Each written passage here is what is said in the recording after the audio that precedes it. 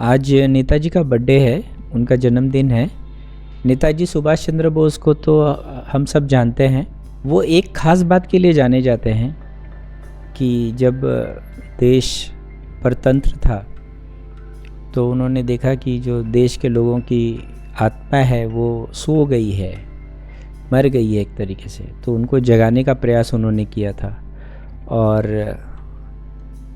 वो कहते थे, तुम मुझे खून दो मैं तुम्हें आज़ादी दूंगा। तो खून देने का अर्थ हुआ कि प्राण शक्ति देना। तो खून दो यानी अपना जीवन देना। तो जीवन देकर भी आज़ादी चाहिए, ऐसा उनका मानना था। तो ये जिस आज़ादी की बात कर रहे हैं, अगर ऊपर ऊपर से देखें तो हम सिर्फ राजनीतिक आज़ादी की बात सोचते हैं, पर आज़ादी तो क्या है कि मनुष्य का मूल अधिकार है। और अगर आज़ाद नहीं है मनुष्य, परतंत्र है, तो वो अगर राजनीतिक ढंग से अगर परतंत्र है तो एक तरीके से आप समझिए वो हर तरीके से परतंत्र है, क्योंकि शुरुआत तो वहीं से होती है।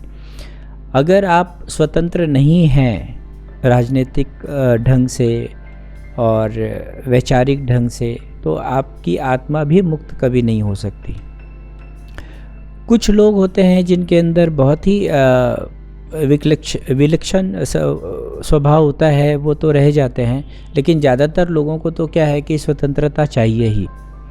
और वैसे भी स्वतंत्रता चाहिए। अभी इन दिनों अगर आप देखेंगे तो आपको पता चलेगा कि जैसे तिब्बत है, तिब्बत में तो अगर आपको ध्यान भी करना है तो उसकी आज़ादी नहीं है।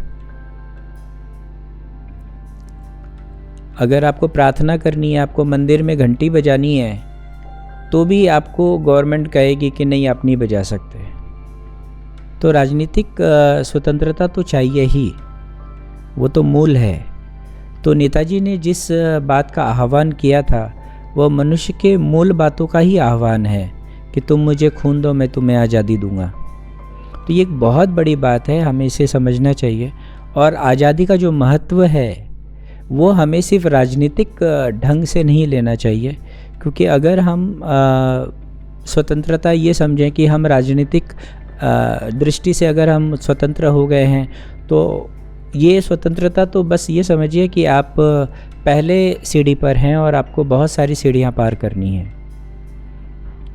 लेकिन ये पहली सीढ़ी भी बहुत महत्वपूर्ण है। अगर पहली सीढ़ी भी पार नहीं करेंगे तो आप बाकी की सीढ़ियों पर कैसे चढ़ेंगे। तो इस दृष्टि से नेताजी का ये आह्वान मनुष्य के लिए बहुत बड़ी बात है। तुम मुझे खून दो मैं तुम्हें आज़ादी दूंगा।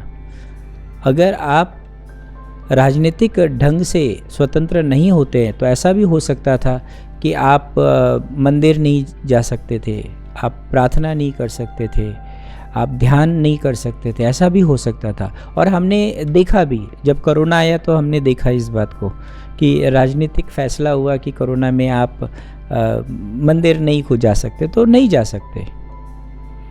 तो उसका तो एक प्राकृतिक आपदा थी, तो समझ में आया। लेकिन किसी सिरफिरे राजनीतिक का ये निर्णय भी हो सकता है कभी। तो हमें स्वतंत्रता पर बहुत जोर देनी चाहिए और स्वतंत्रता के कई आयाम हैं, उनको भी देखना चाहिए। जैसे एक तो राजनीतिक है ही जो सबसे बड़ी स्वतंत्रता है और हमने इसे पाया भी है। लगभग अब तो इस पृथ्वी पर जितने भी मुल्क हैं, जितने भी राष्ट्र हैं, सबने तो स्वतंत्रता पा ली है। लेकिन ये तो स्वतंत्रता की शुरुआत है। स्वतंत्रता तो कई आयामों में है और स्वतंत्रता को ठीक ठीक समझना चाहिए हमें, तो हम अपने आप को भी पहचान पाएंगे।